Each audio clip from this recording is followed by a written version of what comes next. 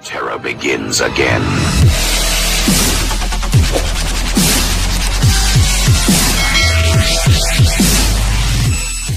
Halo teman-teman, salam jumpa kembali di channel saya. Kali ini saya akan membahas tentang Otsus.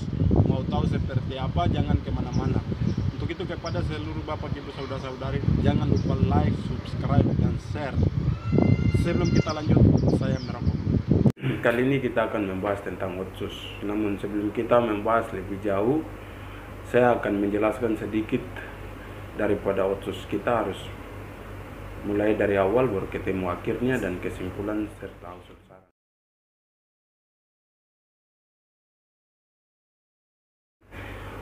Otsus sendiri merupakan kompromi politik antara masyarakat Papua dan pemerintah pusat untuk mengatasi masalah multidimensi yang berkepanjangan sejak tahun 1962.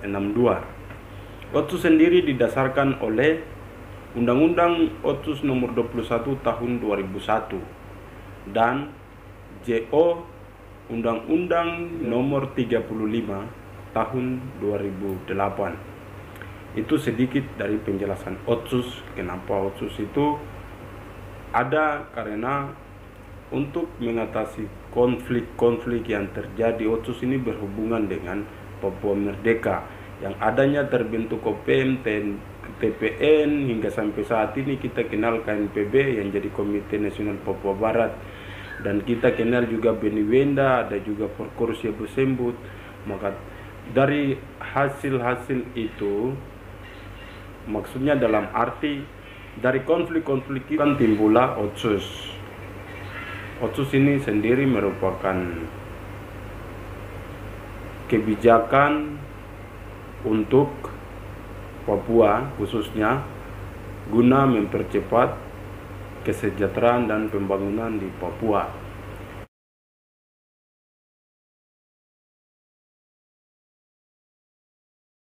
Dengan saat ini Otsus sendiri seperti apa?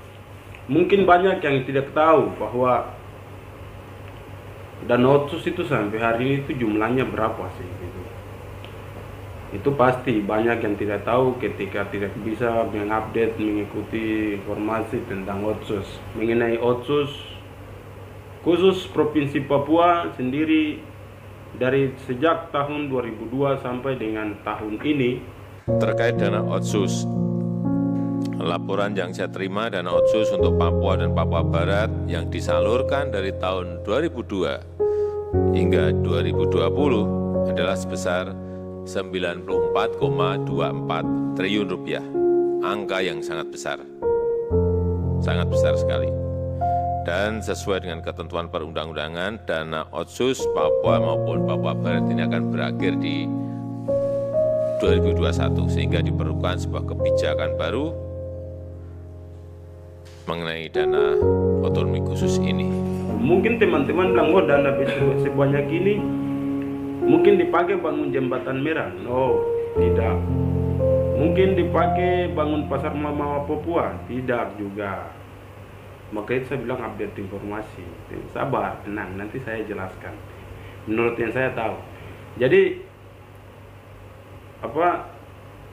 jembatan merah itu ikon daripada Provinsi Papua. Itu sudah terkenal sampai di dunia. Teman-teman mau tahu sumber dananya dari mana? Nanti saya tunjuk. Sumber dana bisa saya jelaskan secara lisan. Sumber dana yang pertama, pemerintah Provinsi Papua dan Kota Jayapura sendiri memberikan dana rangsangan sebesar 500 miliar. Dan jumlah total dana itu nanti saya tunjuk sekian triliun. Itu uangnya dari mana, biar kita bisa paham bahwa jangan sampai ada pemikiran bahwa mungkin dana Otsus ini pakai bangun ini, bangun itu. Saya tidak mengajak teman-teman berpikir bahwa dana Otsus itu gagal, tapi kita lihat semua di lapangan. Baru kita kasih kesimpulan Otsus gagal atau berhasil. Kalau saya sendiri, Otsus belum berhasil karena masih banyak faktor yang masih harus dibenahi. Yang kedua, Pasar Mama Papua. Pasar Mama Papua waktu Barnabas Webu memimpin itu dibangun pasar sementara itu di Jalan Percetakan Terminal B sana. Namun yang Mama Papua mau itu harus bangun pasar permanen. dengan alasan mereka disingkirkan atau diterlantarkan di atas tanah mereka sendiri. Kita tahu bahwa pasar Yotefa, pasar Ramadi, dan pasar-pasar lainnya itu dikuasai oleh saudara-saudara kita yang dari luar. Ini memang sangat disayangkan bagian ini. Jadi timbullah pikiran atau konsep bahwa mau Papua harus punya pasar sendiri supaya mereka bisa berjualan sesuai kemauan, bukan kemauan juga, tapi mungkin ada bagian-bagian yang mungkin tidak cocok dengan teman-teman dari luar. Jadi dong bisa punya pasar sendiri, dong bisa jualan di situ bebas, ya gitu. Jadi pasar Mama Papua itu dibangun dengan dana dari pusat. Nah, nanti saya tunjukkan dia punya keterangan lebih jelas. Sampai saat ini Otsus menurut saya belum berhasil. Kita lihat yang diharapkan di bidang pendidikan, saya tidak ambil contoh banyak. Di Mambramo itu satu guru bisa mengajar 6 kelas. Satu guru. Rumah sakit ya pasti paling ada obat malaria. Bukan rumah sakit, minta maaf, puskesmas di kampung-kampung. Obat malaria, paracetamol, yang lain-lain. Sedangkan untuk antibiotik, untuk penyakit dalam dan lain sebagainya minim.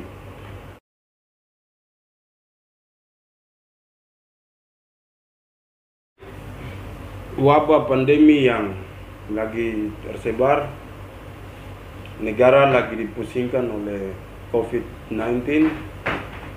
Di akhir Otsus atau otonomi khusus daerah Provinsi Papua dan Papua Barat, maka timbullah wacana referendum.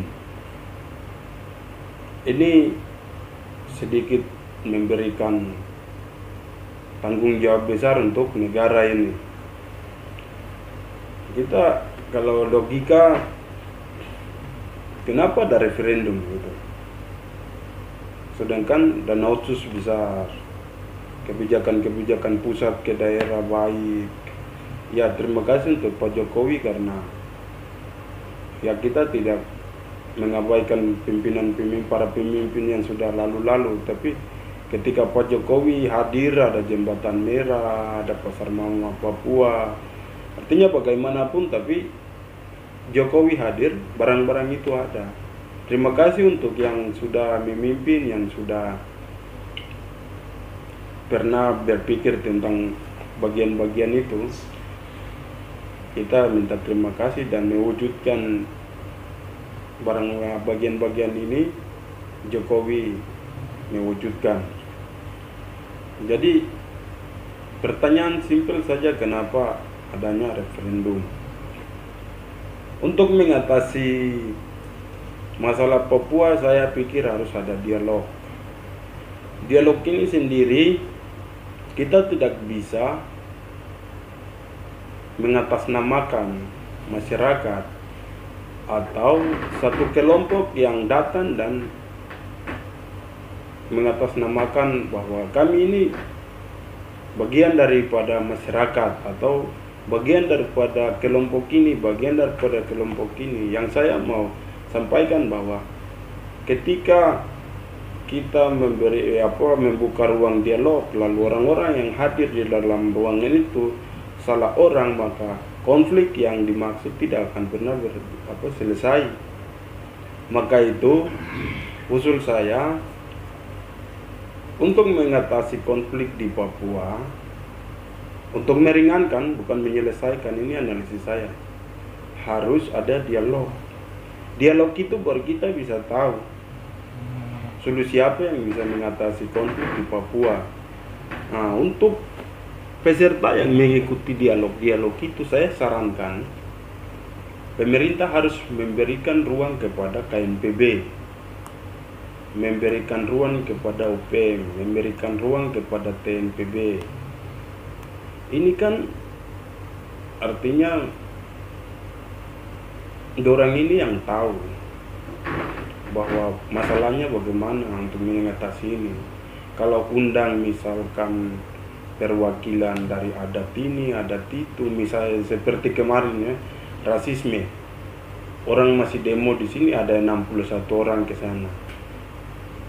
Tidak akan menyelesaikan persoalan karena yang berangkat itu bukan yang membuat masalah. Yang buat masalah itu tidak ke sana. Jadi mungkin dialog ini kita cari siapa yang buat masalah, itu yang diundang. Karena mana mungkin saya yang buat masalah terus orang lain yang selesaikan masalah. Artinya saya yang punya persoalan, terus teman yang tidak tahu masalah ini yang pergi berangkat ke sana selesaikan masalah. Seharusnya saya, supaya kenapa persoalan ini timbul, kenapa begini, saya bisa jelaskan bahwa saya berkelahi karena ini, maunya saya seperti ini. Ya mungkin itu sedikit masukan untuk pemerintah. Kita semua ingin Indonesia damai, bisa bersatu dengan Papua, bisa bangun Papua, kita bisa menikmati hidup sebelum Tuhan datang. Kita harus bergandengan tangan menjaga negeri ini. Ya mungkin isu untuk mengatasi isu referendum, saya pikir seperti itu, tidak lebih tidak kurang. Ya mungkin itu saja.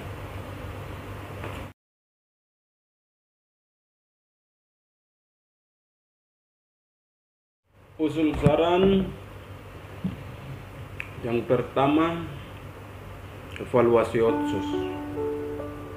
Evaluasi otsus untuk juga harus libatkan orang Papua. Yang kedua, untuk mengatasi isu referendum dengan hal-hal lain harus buka ruang dialog untuk mencari tahu akar masalah dan solusinya. Yang ketiga, pemerintah pusat harus memberikan ruang kepada orang Papua karena otsus sendiri belum cukup. Harus ada perdasi dan perdasus. Karena selama ini yang kita tahu bahwa otsus, kalau saya sendiri amati otsus belum berjalan seutuhnya. Karena yang ada ini MRP, yang lain-lain tidak ada. MRP yang kami lihat, dan kinerja MRP sampai saat ini belum maksimal. Jadi harus pemerintah pusat memberikan ruang untuk Provinsi Papua tentang perdasus dan perdasi. Jadi bagian ini pemerintah masih melihat Papua dari konteks politik, bukan substansi hukum. Karena yang kami lihat selama ini, selama sekian tahun, yang kita lihat itu MRP. Dari 79 pasal, 24 bab, dan sekian ratus ayat. MRP saja yang jalan. Beda dengan Aceh. Aceh perdasu mungkin berjalan. Karena beberapa waktu lalu saya melihat sidang di dalam YouTube itu, di dalam sidang DPR, bendera GAM dikibarkan di dalamnya. Saya bertanya kok bisa? Artinya kan ya ini pemerintah lihat Papua dari bagian mana sampai kita dibatasi hal-hal itu. Ini bukan saya mengajak teman-teman berpikir seperti yang saya pikir, tidak. Tapi kita lihat fakta di lapangan, teman-teman berpikir dengan cara pandang teman-teman, kesimpulan teman-teman, dan kita semua bertanggung jawab mencari solusi untuk menjaga keharmonisan di Papua, membangun Papua. Ya mungkin itu saja dari saya. Mohon maaf jika ada kata yang tidak berkenan. Saya Harun Niriori, sampai jumpa.